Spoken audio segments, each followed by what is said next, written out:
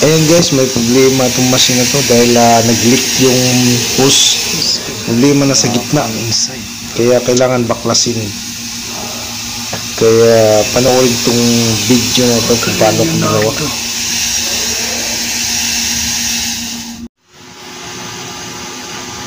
So, must be removed this one because they're inside the leak from the center. On the center pipe hose. Push it. Must be removed the plate.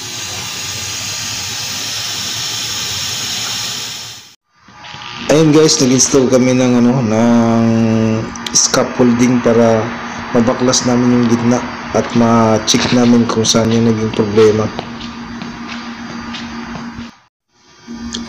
Ayan, ibaklas na namin yung nasa gitna niya.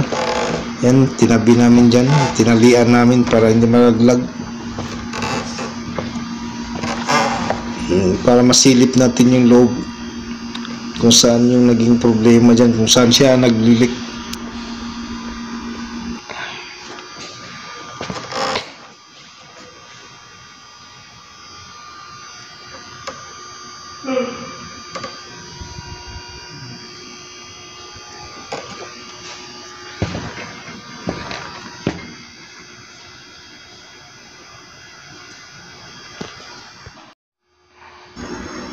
Ayan, bali natanggal na namin yung bakal yung sa gitna na yan. Makikita natin yung box na yan na nandyan yung mga control.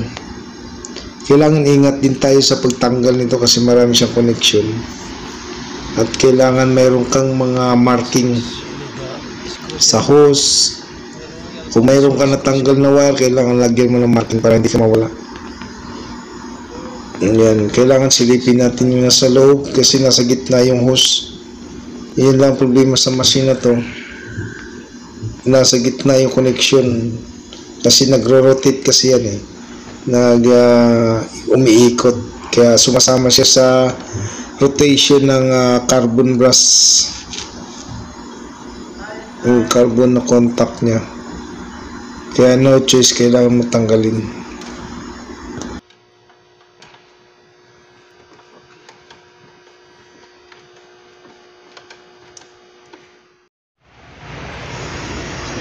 Ayan nakita na natin yung hose. Yan ang papalitan natin dahil yan ang naglilik. Yan ang problema, kailangan mo tanggalin lahat yan. Yung fittings niya.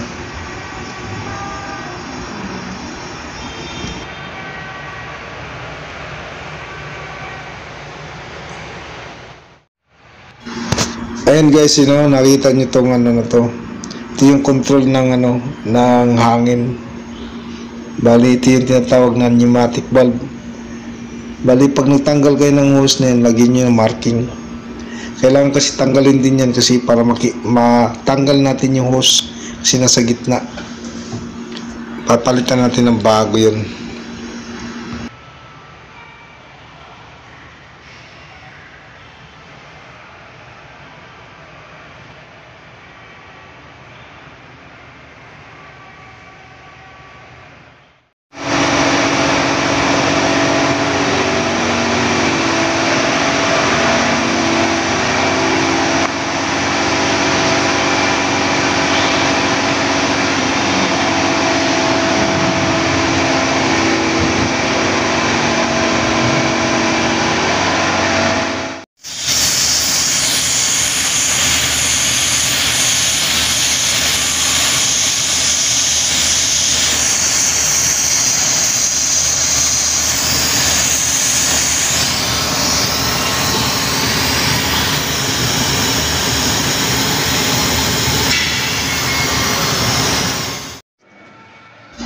Ayan guys, bali nakita na natin yung gitna. Yan, bali nagpabili pa ako ng hose.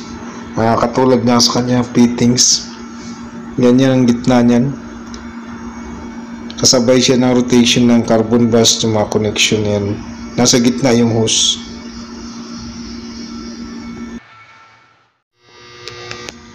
Ayan, napapalitan na natin ng bago. Bali, kinikable tie ko na. Yan ang bagong hose niyan. Yan, tapos titesting natin siya ngayon.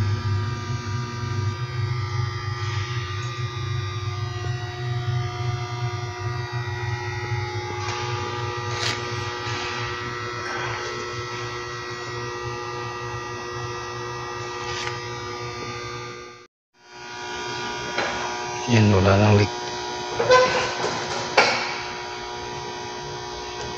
Hindi ka tulad dati, lakas.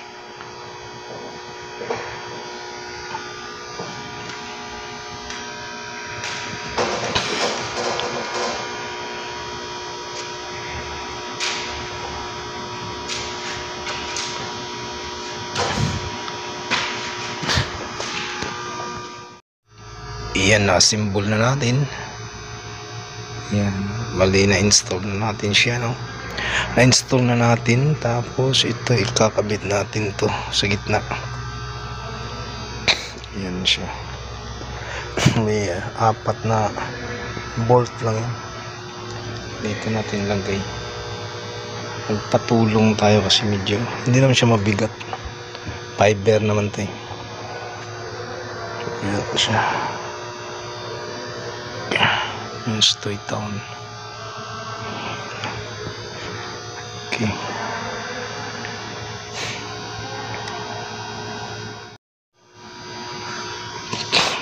Yan siya, unpack na natin. Baklasin natin itong scaffolding.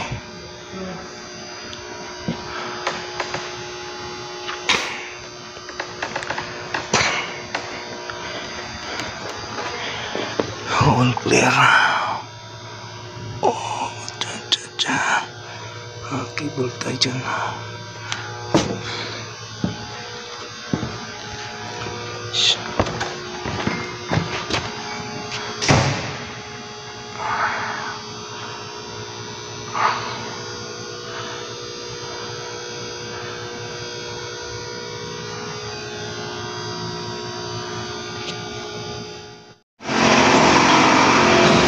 Leonardo.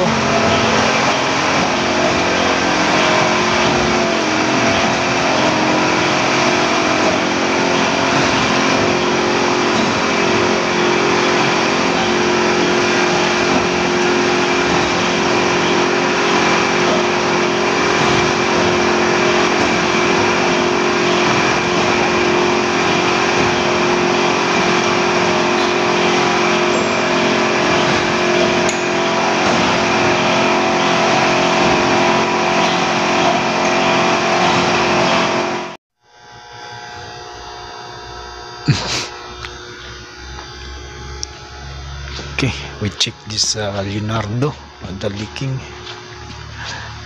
from the center top.